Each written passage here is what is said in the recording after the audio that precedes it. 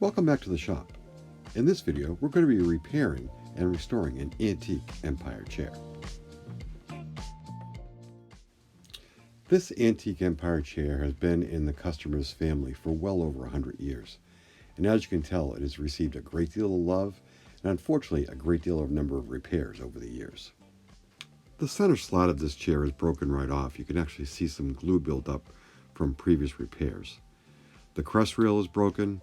In fact, one corner is actually shattered.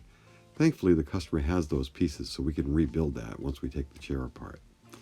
The other side just has some glue buildup, a couple of chips, and then we have the arm of the chair. There have been multiple repairs to this arm where there's a lot of glue buildup again. A nail was used to try and hold the chair together, and even more glue across the side. So we're going to disassemble the chair and scrape out all that old glue. We're going to start the disassembly with the crest rail. One side, as you can tell, easily came off. That's where the piece is actually shattered. The other side, the glue is holding on a little bit. It's loose, but it still needs a little bit of coaxing in order to get it out. I can't tell whether or not the previous repair was done with PVA glue or with hide glue. So I took a shot and I dropped in some vinegar into that joint just to try and soften that glue. And then using the putty knife and the 5-in-1 tool, it starts to loosen up a little bit. And then gently I'll twist and I can just start to feel it break apart. And again, avoiding using a hammer because I don't want to cause any additional damage to the chair. But with a little bit of coaxing and some patience, we'll see that that crest rail does start to come off and we can twist it. And she's loosening up and the crest rail then comes off the chair. This is probably the one part where you want to make sure you have as much patience as possible, because again, you don't want to cause any additional damage. So with that twisting, the crest rail does come off, which is a great thing, and then you can actually see a buildup of PVA glue under that dowel joint. And we'll scrape all that out before we put the chair back together. We now turn our attention to the mating dowel hole. And what you'll see me doing here is using a combination of a rounded chisel, a wooden mallet, and an awl, and slowly but surely picking out that old dowel, and at the same time scraping back the glue that is left in that hole from previous repairs. Again, we want to be gentle, be patient so we don't do any additional damage to the chair itself, but it's important that we get the dowel hole cleaned out. Otherwise, when we try and mate the pieces back in, we won't get a good glue connection. So we make sure we get those out, pull them out with a pair of pliers, use the awl, use the rounded chisel, and get that hole ready for a new dowel.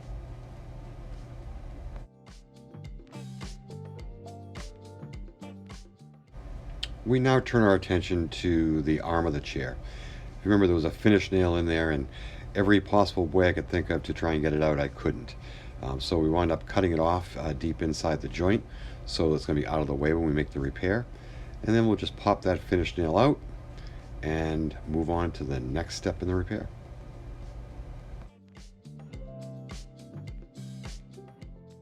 The shattered part of the crest rail still had a dowel in there, so I'm using an 1/8" brad point bit, which is undersized of the dowel, to drill out the piece of dowel that's there. We'll then blow out the piece, blow out the sawdust, and then come back with that rounded chisel to clean out the old dowel and clean out any remaining PVA glue from the previous repairs. Again, our objective here is to make sure we have a nice clean hole to accept the new dowel joint.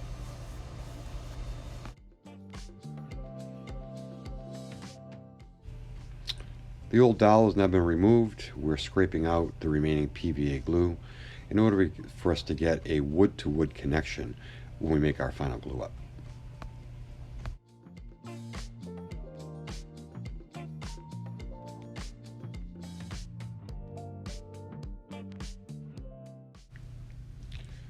The majority of time on this chair has been cleaning up, and we're still working on it again with the center slat. This is for except the tenon for the slat, cleaning out the old PVA glue, and it was not a clean break, so there's some splintering that's going on there, so we'll clean that tenon out as well as we can. When we go to glue the slat back, however, there's going to be some gaps that need to be filled, so we cannot use PVA glue for it. And whenever I'm gluing up an antique, I prefer to use hide glue or PVA glue. But in this situation, we're going to have to use an epoxy to be able to fill those gaps on the slat.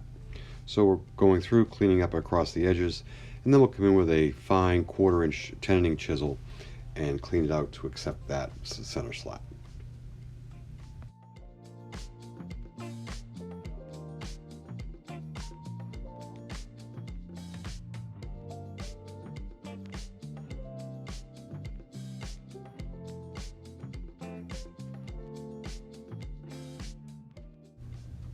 A lot of this work is trial and error, so we'll work with the mortising chisel to clean out that tenon, clean out the slot for the tenon, and we'll bring the slat over and we'll actually put it in there to see if do a test fit, and we'll keep cleaning it out until we know we have a good fit so we can get ready for the glue up.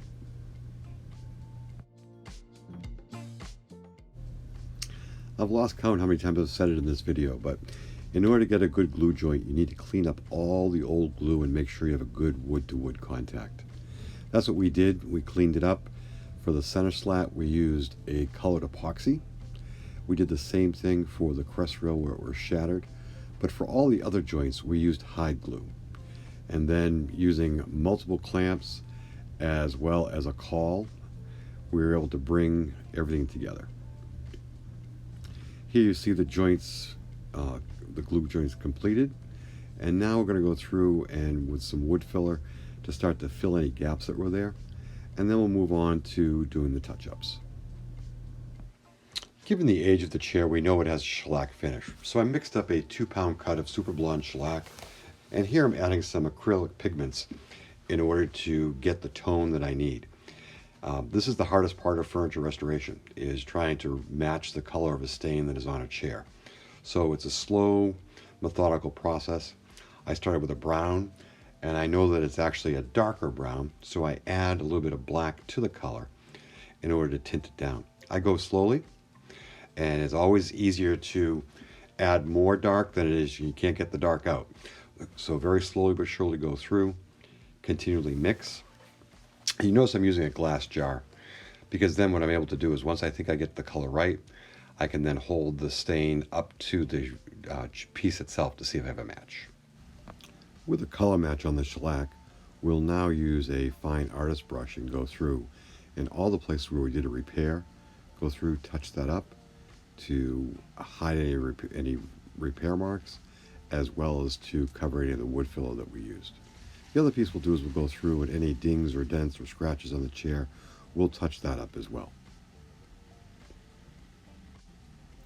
The benefit of using the colored shellac is that when we first apply it, it's going to be light.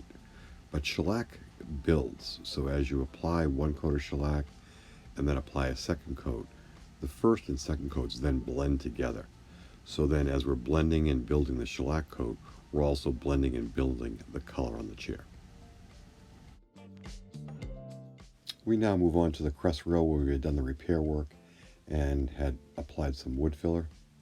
So using the artist brush, go through and we'll build that finish and build that color on those repairs, as well as go through the entire chair and do any touch-ups or any dings, scratches, or dents that may be on it. When you're using an acrylic pigment in shellac, you want to make sure that you are continuously stirring the mixture, because the acrylic actually suspends in the shellac as opposed to dissolve. So in order to maintain that color consistency, you want to make sure that it stays mixed while you're doing all of your touch-ups.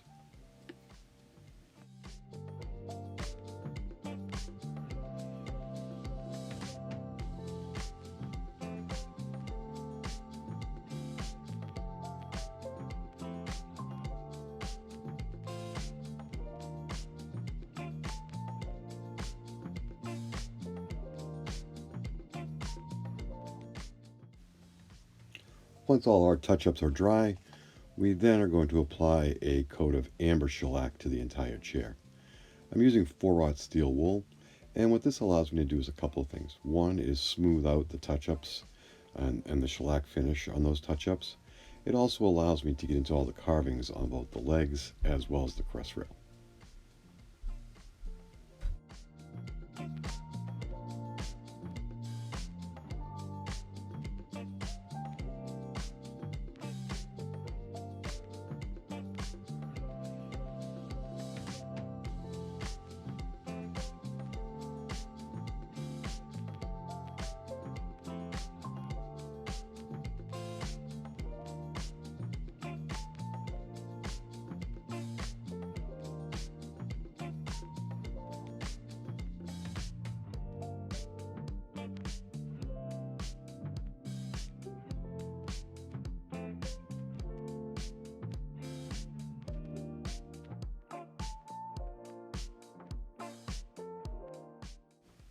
Thank you for watching. If you have any questions or comments, please enter them below. And if you're not already, please subscribe to our channel.